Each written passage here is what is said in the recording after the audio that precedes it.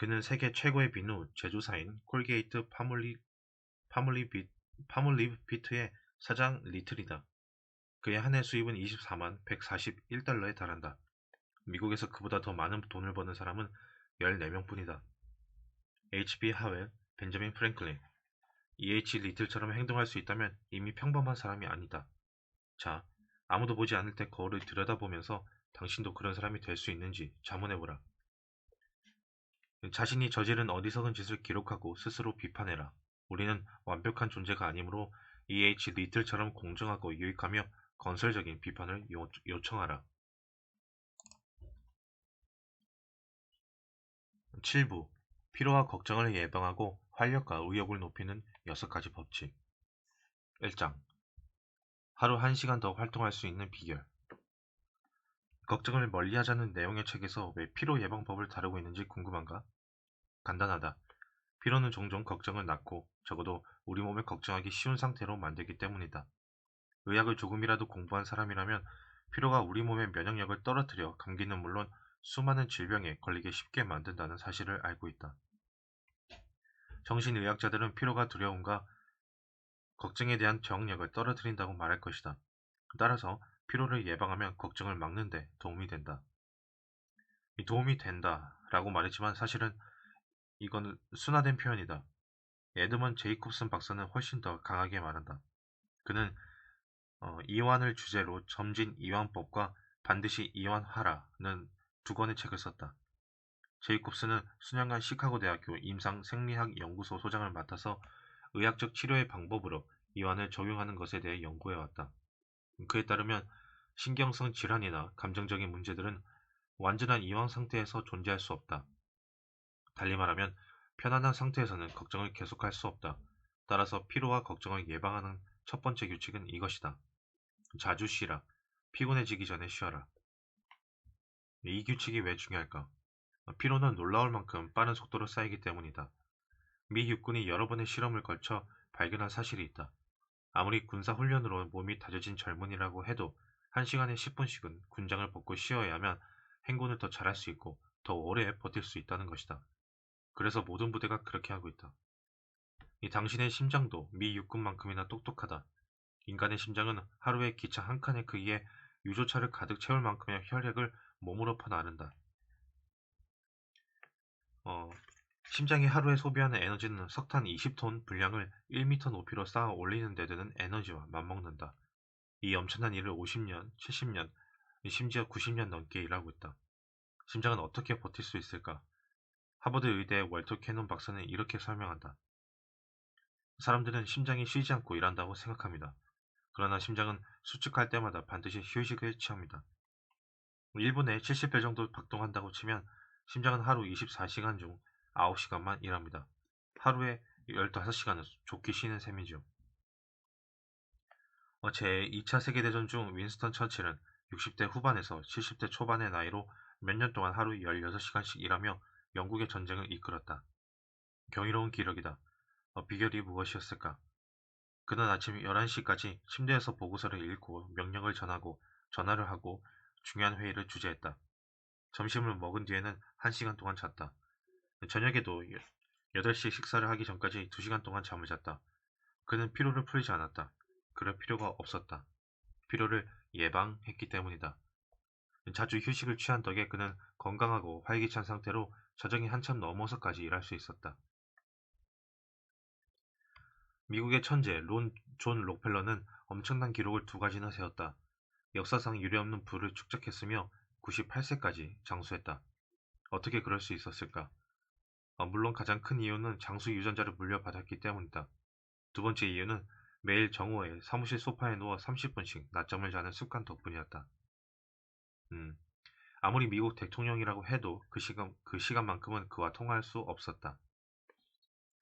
니엘 조슬린은 그의 명저 피로의 원인에서 이렇게 말했다. 휴식은 아무것도 하지 않는 것이 아니다. 휴식은 회복이다. 아무리 짧더라도 휴식은 회복력이 있다. 따라서 낮잠을 5분만 자더라도 피로를 예방하는 데 큰 도움이 된다. 이 전설적인 야구선수 코니 맥은 경기 전에 낮잠을 자지 못하면 5이닝 정도만 되어도 탈진한다고 말한 적이 있다. 하지만 5분이라도 눈을 붙이면 더블 헤더를 치르는 날에도 전혀 피곤하지 않았다고 한다. 12년 동안 대통령 영부인으로 지내면서 어떻게 그처럼 힘든 일정을 소화했느냐고 엘리너 루즈벨트에게 물었다. 그녀는 사람들을 만나거나 대중 앞에서 연설하기 전에는 꼭 의자나 소파에 앉아 눈을 감고 20분간 쉬었다고 대답했다. 최근에 나는 세계 로데오 경기의 인기 스타 진 오트리를 메디슨 스퀘어 가든의 대기실에서 인터뷰했다. 그곳에는 야전 침대가 놓여 있었다. 진 오트리는 이렇게 말했다. 저는 매일 오후 저기 누워서 경기 중간중간에 1시간씩 낮잠을 잡니다. 할리우드에서 영화를 찍을 때는 커다란 안락 의자에 앉아 하루 두세 번 10분씩 낮잠을 잤습니다. 그러고 나면 기운이 솟아나지요. 토마스 에디슨은 자고 싶을 때마다 잠을 자는 습관 덕분에 엄청난 에너지와 지구력을 얻었다고 말했다. 자동차의 왕 헨리 포드가 80세 생일을 맞이하기 직전에 그를 인터뷰한 적이 있다. 그 나이에도 건강하고 생기가 넘치는 비결을 물었더니 그는 이렇게 답했다. 저는 앉을 수 있을 때는 절대 서지 않고 누울 수 있을 때는 절대 앉지 않습니다. 미국 공교육의 아버지 호레이스 만 역시 나이가 들면서 헨리 포드와 같은 행동을 했다. 안티오크 대학의 총장이었을 때 그는 소파에 누운 채로 학생들과 상담을 했다고 한다. 이거는 나는 할리우드의 한 영화 감독에게 비슷한 방법을 써보라고 권한 적이 있다. 훗날 그는 내 조언 덕분에 기적 같은 효과를 보았다고 말해주었다. 그가 바로 MGM의 유명 감독인 잭 셔톡이었다. 몇 년 전 나를 찾아왔을 때 그는 MGM의 단편영화 부서를 맡고 있었다. 피로가 쌓여 탈진할 지경이었던 그는 강장제와 비타민, 심지어 약까지 복용해봤지만 아무런 효과가 없었다고 했다. 나는 그에게 날마다 휴가를 떠나라고 제안했다. 사무실에서 작가들과 회의를 하는 동안 몸을 쭉 펴고 휴식을 취하는 것이다. 2년 후 다시 만난 자리에서 그가 이렇게 말했다. 의사들이 기적이라고 하더군요. 전에는 단편영화 기획에 관한 회의를 할 때 긴장하고 굳은 자세로 앉아 있었어요. 이제는 편한 자세로 소파에 앉아 회의를 합니다. 지난 20년 동안 이렇게 편안했던 적이 없었습니다. 전부 다 하루에 2시간씩 더 일하는데도 별로 피곤하지는 않아요. 지금껏 이야기한 규칙을 일상에서 어떻게 응용할 수 있을까? 당신이 속기사라면 에디슨이나 샘 골드윈처럼 사무실에서 낮잠을 잘 수는 없을 것이다. 회계사라면 소파에 퍼질러 앉은 채로 상사와 함께 재무제표를 들여다볼 수는 없을 것이다. 하지만 당신이 작은 도시에 살고 점심을 먹으러 집에 갈 수 있다면 식후 10분 정도는 낮잠을 즐길 수 있다. 조지 마셜 장군이 바로 그렇게 했다. 그는 전쟁 중에 미 육군을 지휘하느라 눈코 뜰 새 없을 때도 정오가 되면 무조건 휴식을 가졌다. 50세가 넘었는데 너무 바빠서 쉴 시간이 없는 사람은 지금 당장 들 수 있는 생명보험에 모조리 가입하는 게 좋다. 그 나이가 되면 느닷없이 죽음이 찾아올 수 있으며 당신의 아내가 보험금을 받아 젊은 남자와 재혼하고 싶어 할지도 모르는 노릇이기 때문이다. 만약 낮잠을 잘 수 없다면 저녁을 먹기 전에 단 1시간이라도 누워 있으려고 노력하라. 강장제를 먹는 것보다 비용도 적게 들 뿐 아니라 장기적으로 보면 5,467배나 효과가 있다. 오후 5시에서 7시쯤에 1시간을 잘 수 있다면 하루에 깨어있는 시간을 1시간 더 늘릴 수 있다. 왜 그럴까? 저녁 식사 전에 1시간과 밤에 자는 6시간 합치면 7시간이다. 그렇게 7시간 자는 것이 8시간을 연속해서 자는 것보다 낫기 때문이다. 육체 노동자들은 많이 쉴수록 더 많은 일을 할 수 있다. 프레드릭 테일러는 베들레헴 철강 회사에서 과학적 관리 엔지니어로 재직하며 이 사실을 증명했다. 그는 노동자 한 사람이 하루에 대략 12.5톤의 선처를 화물차에 실어 올렸고 정오가 되면 몹시 지친다는 사실을 발견했다. 테일러는 피로와 관련된 모든 요소를 과학적으로 연구한 다음 노동자 한 명이 하루에 옮길 수 있는 선철의 양은 12.5톤이 아니라 47톤이라고 결론 지었다. 노동자들이 지치지 않고 지금보다 4배 더 일해야만 달성할 수 있는 수치였다. 그는 자신의 결론을 증명하기 위해서 슈미트라라는 일꾼을 선택하고 그가 스톱워치에 맞춰 일하도록 했다. 한 사람이 스톱워치를 보면서 슈미트에게 지시했다. 자, 이제 선처를 들고 걸어가세요. 이제 앉아서 쉬세요. 다시 일을 시작합니다. 자, 이제 쉬세요. 결과는 어땠을까?